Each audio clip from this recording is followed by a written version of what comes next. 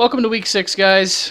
Week 6 has come and gone. By the time you're watching this, Week 7's already started. I'm recording this at 7:45 on Thursday night, so I know that it's already going. My plan was to do this video last night, but I screwed up and forgot that I had a commitment most of the night, and then Tuesday night I ended up working late. So work has been really screwing up my schedule lately, so I'll get to these whenever I can. Working hard or hardly working? Anywho, this week's top score, biggest blowout, Pope 1.0's Hey Buddy defeats Josh's Sober Draft 149.9 to 97.6, a 52.3 point margin of victory. There's that bad man Derrick Henry again, 42.4 points to lead the team in scoring, followed by Deshaun Watson's 32. Young Koo also added in 20.1. You could have had a better game. You did only get 2 points from the Los Angeles Rams defense this week, and this is your 11th high score all time. For Josh, you got 34.6 points from Matt Ryan to lead your team, followed by 17.4 from Amari Cooper. The squad struggled this week, with 6 players scoring 8 points or less. Kerryon Johnson found his way into the starting lineup, scoring only 2.5 points from the 3rd spot on the Lions' depth chart. Unfortunately, he was your only option, as Chris Carson, Carlos Hyde, and Latavius Murray were all on bye this week. Last week was a week of blowouts. This week was a week of close games. There were 4 matchups that were decided by less than 5 points. The closest one goes to Nick and Chris, in which Chris's T-Boys to Men eked out a win on Monday night over Chris's 2 men in a defense by a score of 108.9 to 108.5, a win of just 0.4 of a point. I think Chris summed up this one really well on Tuesday morning when he woke up to a loss and posted this message in the league chat. Kenyon Drake happened to finally justify his value as a keeper with just this one game. His 4th quarter, 69-yard garbage time touchdown pushed you over the top, but we can't forget the 32.7 points Julio Jones put up for you to lead the team in scoring. Fortunately, those 2 guys had big games because the 0 that you got from Mike Gesicki and 1 point from Dan Bailey very nearly cost you the win. For Chris, Justin Jefferson led your team with 38.1 points, followed by 21.9 from Clyde Edwards-Helaire. Jonnu Smith hurt you the most here, putting up 1.8 points this week after scoring 18 last week. Julian Edelman's 3.3 points didn't help either, as New England's offense was stifled by the Denver defense. You had your best possible lineup in, but going into this matchup, knowing that you had the trio of Russell Wilson, Michael Thomas, and Alvin Kamara all on a bye, you had to know your chances to pull out a win were going to be tough. You gave it a good run, though. Consider it a moral victory. Could have gone either way. The only other game that wasn't that close this week was Derek Some Motherfucker defeating Lee's Pass Me the Mostert, 129.9 to 106.3. Kyler Murray and DeAndre Swift led your team in scoring this week with a couple of 28-point games. Pittsburgh added 25.3 points as well. Both Ryan Tannehill and Brandon Cooks off of your bench would have been improvements over a starter, but you didn't need the points, and I don't think you had enough to catch Scotty B. For Lee, you got 21 points from Will Fuller V, 19 points from the Miami defense, and 18 from Cam Newton. You put up 106 points this week with a solid day across the board from the roster.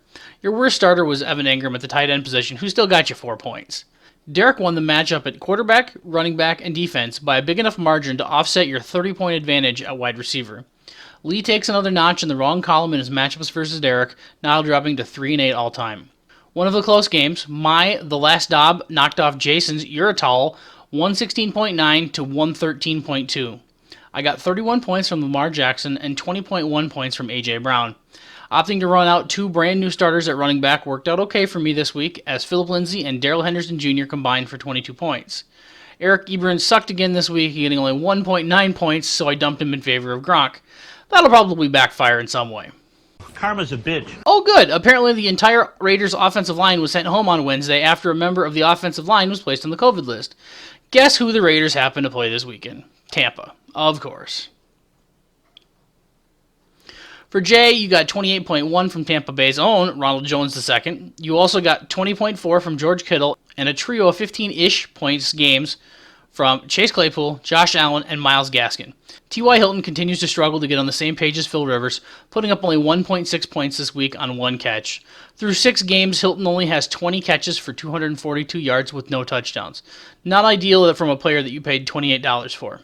At least you grabbed Claypool, and that seems to be working out so far in his stead. Brandon's blown call beats Pope 2.0's Pew Pew's 94.9 to 90.5, a 4.4 margin of victory.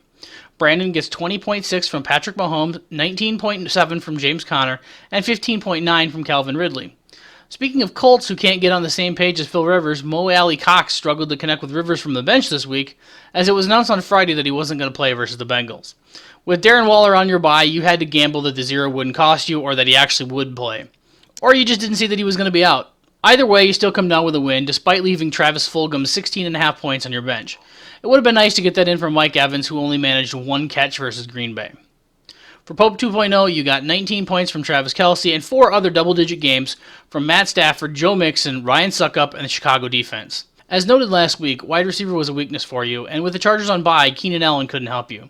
Opting to start Cooper Kupp and McCole Hardman in the starting wide receiver slot got you a total of 4.2 points, while Tyler Boyd rests on your bench with his 10.4 points. Enough of a swing that you could have won this one. I'd tell you to believe in the Bengals offense, but then I remembered that Baker Mayfield got benched in the middle of his game last week, so I wouldn't believe in him either. And then we come to that other game. When we separate one, it's for one of two reasons. It's gone very well, or it's gone very, very badly. I'd say this one is genuinely a bit of both. Yeah. Bit of both. Here is the other one. This has been a record-scoring season so far this season, with the offenses lighting it up across the league. Eventually, that had to average out. Drew's Limp CMC escapes. That's got to be the best way of talking about that this week. Escapes with a win over Alex's Do I Say Deuce Out, 55.9 to 52.4, a 3.5 point margin of victory. Drew was led to the win by the 12.6 points of Adam Thielen, 11 from Big Ben, and 10.5 from Mike Davis. Alex got 13.5 from Jonathan Taylor and 11 from Terry McLaurin. This is Alex's 20th loss, which is not ideal for halfway through your third season in the league. Alex, you had exactly 0 touchdowns from your entire roster this week. You managed to put up enough yards to keep up with Drew despite that, who somehow managed to only score 55 points while scoring 4 touchdowns.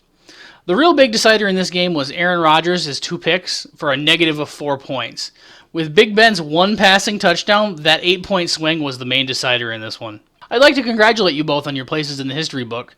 New all-time league records for both the all-time lowest score and the all-time lowest score in a win were set here by the 2 managers. We will never speak of this again. Don't bank on that one.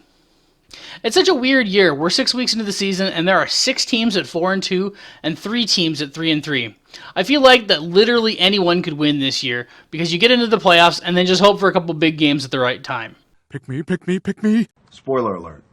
Not gonna happen. The main waiver activity this week was over a kicker and a defense, so pretty uneventful week on the waivers.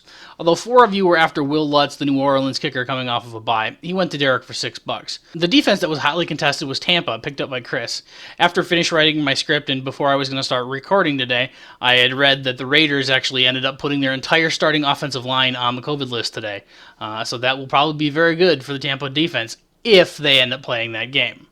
Another new wager this week is I beat Jason and won a free entry into the first week of his fall poker league. Thanks, buddy. I appreciate that. That's going to be going on Sunday night starting in November. If anybody wants to give me money in a format where I actually have a chance of winning. Good luck to everybody in week 7.